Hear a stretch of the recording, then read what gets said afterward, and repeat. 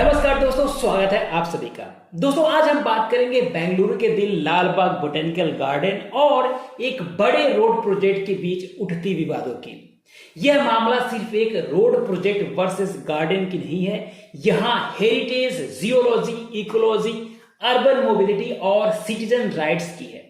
आइए समझते हैं कि क्या है पूरा मामला, क्यों प्रोटेस्ट हो रहा है, जबकि बेंगलुरु की ट्रैफिक समस्या इससे कुछ हद तक कंट्रोल होगा। इस प्रोजेक्ट पर कानूनी प्रशासनिक स्थिति क्या है, सब समझते हैं।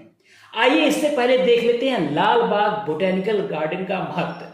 तो दोस्तों लाल बाग बोटेनिकल गार्डन सिर्फ एक गार्डन नहीं है, बल्कि यह बेंगलुरु की पहचान है। 1760 में मैसूर सल्तनत के दौरान इसे हैदर अली ने इनिशियली बनवाया और बाद में हैदर अली के बेटे टीपू सुल्तान ने पूरा करवाया।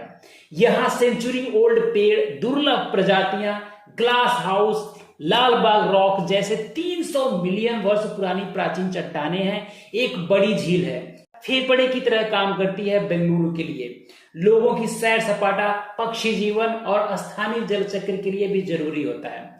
यहाँ हर साल 15 अगस्त और 26 जनवरी को फ्लावर शो भी होता है।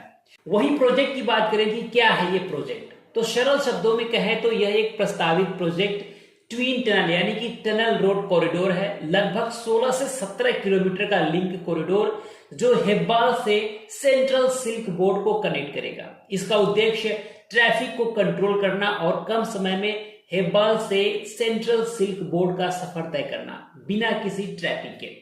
डीपीआर के अनुसार इस अलाइनमेंट में लाल बाग के पास एक 1.1 किलोमीटर का स्ट्रेच है, जहां लगभग 6.5 एकड़ जमीन लाल बाग बोटेनिकल गार्डन का हिस्सा आता है। इस हिस्से पर वेंटिलेशन या फिर रैंप बनेंगे, यानी कि लाल बाग के अंदर संभवतः एंट्री और एग्जिट पॉइंट बनेंगे। तो दोस्तों अगर इस टनल रोड कॉरिडोर से अगर बेंगलुरु का ट्रैफिक कंट्रोल होता है और बेंगलुरु के विकास को गति प्रदान करता है, तो आखिर इसका विरोध ही क्यों हो रहा है? तो देखिए क्या है कि वहां के नागरिक, पर्यावरणविद और कुछ सार्वजनिक हस्तियां, मतलब सरकार के जो विपक्ष में बैठे हैं, उन लोगों ने कुछ मुख्य मुद्दे उठाए हैं। जैसे लाल बाग बोटेनिकल गार्डन में पेड़ों और हरे भरे हिस्सों का नुकसान होना। लोगों का कहना है कि लाल बाग के भीतर से पेड़ कटेंगे, रूट जोन्स प्रभावित होंगे, जिससे इकोलॉजी अफेक्ट होगी। वही लाल बाग रॉक और जियोलॉजिकल रिस्क की बात है। लाल बाग रॉक जैसे करोड़ों साल पुरानी चट्टानें हैं, टनल बोरिंग, वाइब्रेशन और जल प्रवाह बदलने से वहां की इकोलॉजी प्रभावित हो सकती है। कई विशेषज्ञ कहते हैं कि डीपीआर में इन जियोलॉजिकल रिस्क का एटीकेट आकलन नहीं किया गया। इन सब रिस्क के साथ प्रोजेक्ट की वैधता और प्रक्रिया पर भी सवाल उठ रहे हैं। पिटिशनर का कहना है कि डीपीआर में ट्रैफिक मॉडल, इन्वायरमेंट क्लियरेंस और स्टैट्यूटरी अप्रूवल की कमी है।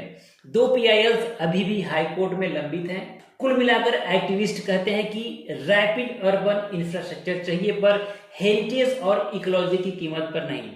अब इसको लेकर सरकार ने भी जवाब दिया है। कर्नाटका सरकार ने हाईकोर्ट में कहा है कि फिलहाल लाल बाग के अंदर पेड़ काटने की कोई योजना तत्काल रूप से लागू नहीं की गई है, यानी कि जब तक PILs पर अगला हियरिंग नहीं हो जाती तब तक कोई काट छाट नहीं होगा लाल बाग पार्क में।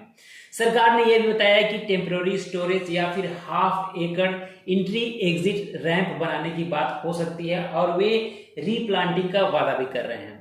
तो दोस्तों इस प्रोजेक्ट को लेकर फैसला अभी अदालत के पास है। हाईकोर्ट ने सरकार से स्पष्टीकरण मांगा है और मामले को अगले सुनवाई के लिए बुलाया गया है। कोर्ट ने यह पूछा है कि डीपीआर में किन किन अप्रूवल्स का अभाव है और क्या पर्यावरणीय तथा सांस्कृतिक स्टडीज पूरी की गई है। तो दोस्तों इन शॉर्ट कहें तो जो प्रोजेक्ट सपोर्टर्स हैं वे कहते हैं कि बेंगलुरु में ट्रैफिक समस्या है। हेब्बाल सिल्क बोर्ड कॉरिडोर पर कंजंक्शन से हर रोज लाखों लोगों का समय और ईंधन दोनों बर्बाद हो रहा है। टनल सोल्यूशन से सरफेस कंजेशन घटेगा, ट्रांजिट टाइम कम होगा और इकोनॉमिक प्रोडक्टिविटी बढ़ेगी। वे कहते हैं कि मॉडर्न इंजीनियरिंग मिटिगेशन से इकोलॉजिकल इंपैक्ट न्यूनतम किया जा सकता है।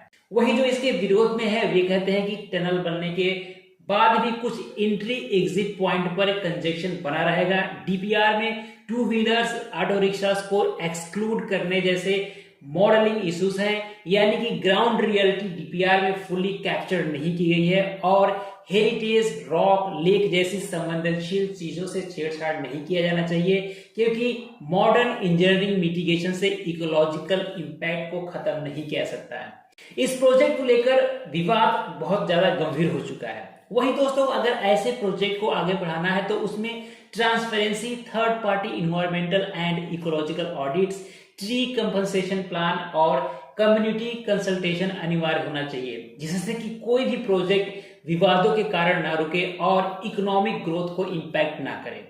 फिलहाल अभी इस प्रोजेक्ट की जो ताजा स्थिति है वह यह है कि सरकार ने कोर्ट में बताया है कि अभी लाल बाग के पेड़ काटने का तत्काल योजना कोई नहीं है। अगले हाई कोर्ट हियरिंग तक किसी बड़े निर्माण कार्य का आदेश नहीं दिया जाएगा। वहीं एक्टिविस्ट सिग्नेचर कैंपेन और प्रोटेस्ट जारी रख रहे हैं। बीजेपी और अन्य राजनीतिक समूह भी इस मुद्दे पर सक्रिय हैं। हाईकोर्ट ने मैटर को अगली सुनवाई के लिए रखा है। अगली हियरिंग की तारीख और कोर्ट के निर्देश पर ही प्रोजेक्ट की दिशा आगे तय होगी। तो भाई निष्कर्ष में यही कहेंगे कि बेंगलुरु को ट्रैफिक का समाधान चाहिए, पर लाल बाग जैसे हरे भरे और ऐतिहासिक जियो सेंसिटिव स्पॉट सुरक्षित रहना भी उतना ही जरूरी है। अर्बन डेवलपमेंट तभी सफल होगा जब वो साइंटिफिक, ट्रांसपेरेंट और पीपल सेंट्रिक हो। आप क्या सोचते हैं, टनल बने या ना बने? अगर बनना है तो किस शर्त पर? नीचे कमेंट में अपनी राय जरूर बताइए। और हाँ, चैनल पर नए हैं तो चैनल को सब्सक्राइब कर लीजिए, वीडियो को लाइक करिए और अपनों के साथ शेयर करिए। धन्यवाद।